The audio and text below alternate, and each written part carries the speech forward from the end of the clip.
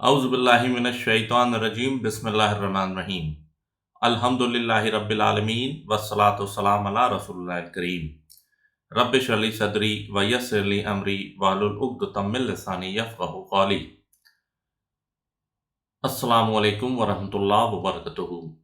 Dear viewers, इस vlog में मैं एक टॉपिक लेकर आया हूँ जिसमें मुसलमानों को ये तरगीब दिलाई गई है कि जिहाद से अफजल तबलीग है और मुसलमानों को जिहाद में ना पढ़कर तबलीग में लगना चाहिए। और इसके लिए ये एक मौजू और गढ़ी हुई हदीस है जिसका टेक्स्ट है कि रसूल सल्लल्लाहु अलैहि वसल्लम said that the ink of a scholar is holier then the blood of a martyr. इसको खतीब ने अपनी तारीख़ बगदादी में लिखा है। इनफैक्ट आप कह सकते हैं तारीख़ बगदाद में लिखा है, और साथ ही साथ उन्होंने ये भी लिख दिया कि ये हदीस मौजू है, गढ़ी हुई है। मैंने आपको पिछले वीलॉग में बताया था कि लोग ये कहते हैं कि अगर गढ़ी हुई हदीस है तो लोग लिखते क्यों थे। वो इसलिए लिखते थे गढ़ी हुई हदीस ताकि वो लिख दें और लिख के जो है वो उम्मत के लिए को आजमाइश में फर्दर डलने से मना कर दें, बंद कर दें। क्योंकि वो जब लोग लिखेंगे तो देखेंगे तो वो पढ़ेंगे और कहेंगे कि भाई ये तो इन्होंने कह दिया कि ये मौजू हदीस है, ये गढ़ी हुई हदीस है। तो इसका फितना आगे नहीं बढ़ेगा, और फितना अगर उसको वो इंगित नहीं करेंगे और उसको हाईलाइट नहीं करेंगे तो वो फितना आगे बढ़ सकता है, और आगे चल के जब लॉस ऑफ रावी हो या फिर जो है रावी जो है उनकी जो है वो किरदार इतना अच्छा ना हो तो हो सकता है लोग उसको सही मानने लगें उस हदीस को। तो इसलिए मुहद्दिस जो हैं वो इस तरीके की हदीस अपनी किताब में लिखते थे और फिर उसको कह देते थे कि ये ज़ईफ़ है या फिर ये मौजू है। लेकिन अफसोस आजकल के मुसलमान क्या करते हैं, वो कहते हैं हदीस तो हदीस होती है, जाली हो या असली। बिल्कुल वैसे ही जैसे डिग्री तो डिग्री होती है, जाली हो या असली।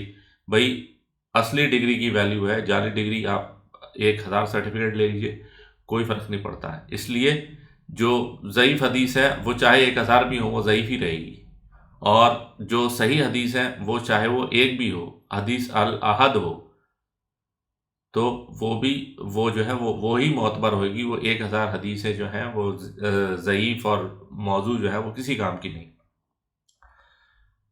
तो ये सब चीज़ें इसलिए की जाती हैं ताकि दावत को, तबलीग को ज़्यादा इम्पोर्टेंस दी जाए और जिहाद को कम किया जाए। और यही तरीका है कुफ़ार का, वो मुसलमानों से जिहाद का जज्बा निकालना चाहते हैं। क्योंकि मुसलमान जिहाद किस लिए करेंगे? मुसलमान जिहाद करेंगे इस्लाम के लिए, और किसके ख़िलाफ़ करेंगे? कुफ़ार के लिए।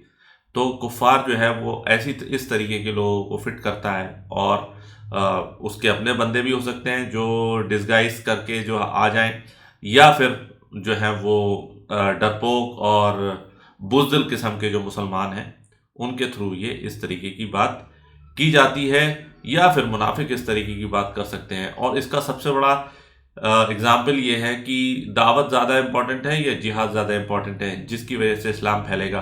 तो सबसे पहला नंबर तो ये है कि जब रसूल सल्लल्लाहु अलैहि वसल्लम की सीरत से हम जानते हैं कि 13 साल का मक्की दौर था, उसमें आप सल्लल्लाहु अलैहि वसल्लम ने तबलीग की और कोई जिहाद नहीं की, और आपने ये तक टॉलरेट किया कि काबे में बुत रखे हुए हैं और आप उसी काबे को सजदा करते थे। तो आपने कोई उसमें जो है वो बुत नहीं गिराए, कोई एंटी आइडल एक्टिविटी नहीं की। लेकिन फिर क्या उसका रिजल्ट क्या हुआ? उसका रिजल्ट ये हुआ कि 13 साल की तबलीग के बाद सिर्फ 100 लोग ही मुसलमान हुए। वो बात अलग है कि उन 100 लोगों का जो ईमान है वो दैट वाज अनपैरेलल्ड, लेकिन स्टिल जो है वो सिर्फ 100 बंदे ही इस्लाम पे आए, और वो भी उनमें से आधे जो है वो हिजरत करना पड़ा उनको हबशा, या फिर और बाकी सारों को हिजरत करना पड़ा मदीना शरीफ। लेकिन जब आप आन हज़रत सल्लल्लाहु अलैहि वसल्लम जब मक्का वापस आए और मक्का फ़तेह किया, तो एक ही दिन में जो है वो 2000 मक्का वासियों ने इस्लाम कबूल किया। और यहाँ तक हो गया कि जब आपने غزوہ حوازن میں جب آپ گئے تھے تو 10,000 کا لشکر تھا آپ کے ساتھ، 12,000 کا لشکر تھا، سوری 12,000 کا لشکر تھا، 10,000 کا لشکر تو صرف جو مکہ فتح ہوا تھا تو تھا، اور غزوہ حوازن کے لیے جو ہے 12,000 کا لشکر تھا، یعنی کہ 2,000 جو مکہ میں مسلمان ہوئے ایک دن میں، وہ جو ہے وہ اتنی اس کی ویلیو ہے۔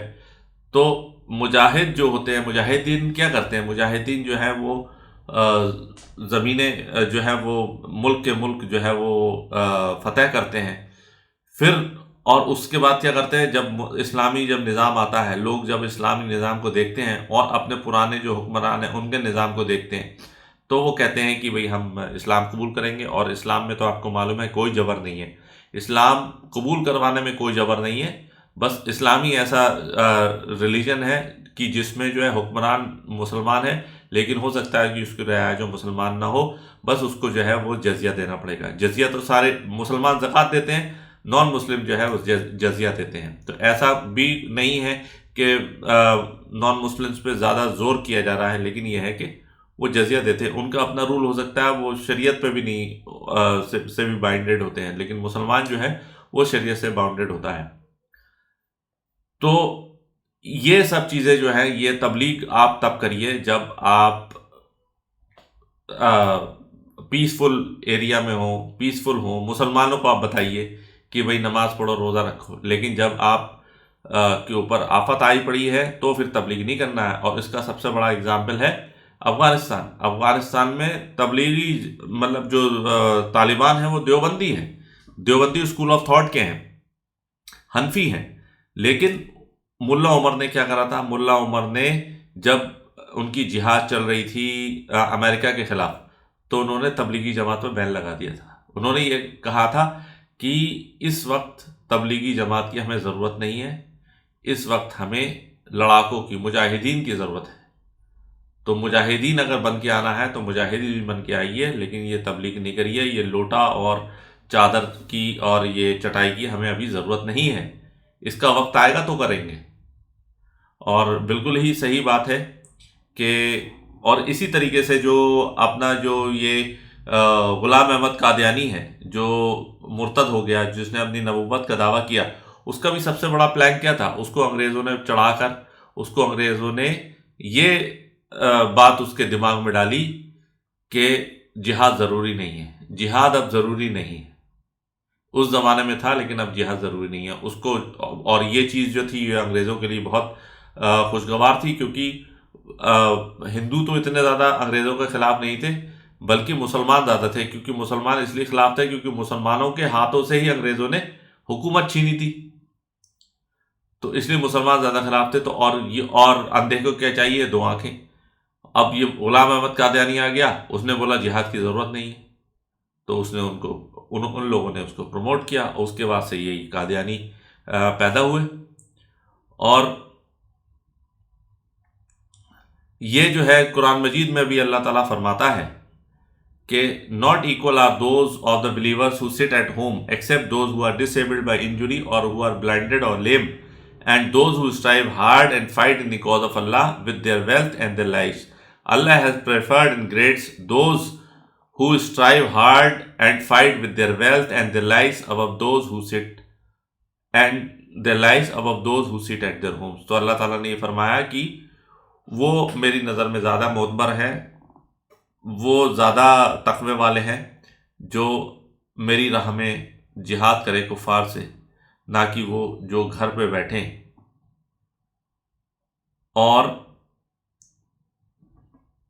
جو تبلیغ کریں یا جو بھی کریں، ایکس وائی زیڈ جو بھی کریں، مطلب وہ جو ہے جو انسان اپنے پیسے سے جہاد کرے یا پھر جو ہے خود جا کے جہاد کرے۔ تو اور آج کل تو یہ ہے کہ آج کل تو ایسا تو نہیں ہے کہ اپنے گن اٹھائیے اور چل دیے، آج کل تو ہماری آرمیز ہیں، آرمیز میں آپ اپنا جو ہے وہ ڈونیشن کیجئے، آپ اپنے ٹیکسز دیجئے، یہی آپ کا جو جہاد ہے۔ تو اور عورتوں کا جہاد تو حج پہ جانا ہے، آدمیوں کا جہاد یہ ہے کہ اگر آپ ایبل باڈیڈ ہیں، اگر آپ ٹرینڈ ہیں، فالتو میں کینن فوڈر بننے کی ضرورت نہیں ہے، آپ ایبل باڈیڈ ہیں تو آپ جا کے جہاد کریے، ٹریننگ لیجئے، جہاد کریے۔ اور اگر آپ ایبل باڈیڈ نہیں ہیں اور آپ کا ویلتھ ہے تو ویلتھ سے جہاد کریے، آپ اپنے گھوڑے دیجیے، آپ اپنا پیسہ دیجیے، کیونکہ جہاد میں جو ہے گھوڑا ہونے کا بھی الگ ایک حصہ ہوتا ہے، گھوڑے کا ایک حصہ ہوتا ہے، بندے کا ایک حصہ ہوتا ہے، اور جو اکیلا ہوتا ہے وہ پیدل ہوتا ہے، اس کا ایک حصہ ہوتا ہے، اس کے جو ہے دو حصے ہوتے ہیں۔ تو اس لیے جو ہے وہ اللہ تعالیٰ نے بھی فرمایا ہے کہ وہ لوگ جو جہاد پہ نکلتے ہیں اپنے پیسے سے یا اپنے مال سے یا اپنا وقت دیتے ہیں، وہ ان سے زیادہ بہتر ہیں جو گھر پہ بیٹھے ہوئے ہیں۔ تو ہر چیز کی اپنی ویلیو ہے۔ آپ تبلیغ کریے، تبلیغ کب کریں گے؟ تبلیغ جب کریں گے جب آپ نے سب چیز جیت لیا، آپ جو ہے وہ پیسفل ایریا میں ہیں، وہاں آپ تبلیغ کیجیے، لوگوں کو بتائیے۔ لیکن جہاں پہ مسلمان خطرے میں ہیں وہاں پہ جہاد کرنا لازمی ہے، اور وہی ایمان کا جو ہے وہ لٹمس ٹیسٹ ہے، اور ہائیسٹ لیول آف گڈ ہے وہ جہاد کرنا۔ اور اللہ تعالیٰ ہمیں سب کو جو ہے وہ یہ توفیق دے، اور ہمارے دل میں یہ تمنا رہے کہ ہم جہاد کرتے ہوئے اپنی جان دیں، کیونکہ بغیر جہاد کی تمنا لیے جو مرا وہ ایک منافق کی موت مرا۔ تو ہر مسلمان کے دل میں جو ہے وہ جہاد کا جذبہ ہونا چاہیے، اور اس کے دل میں یہ ہونا چاہیے کہ وہ شہید کی موت ہو اسے۔ واللہ اعلم، سبحانک اللہم و بحمدک، اشہد ان لا الہ الا انت، استغفرک و اتوب الیک، وما علینا الا البلاغ المبین۔ جزاکم اللہ خیر۔ السلام علیکم ورحمۃ اللہ وبرکاتہ۔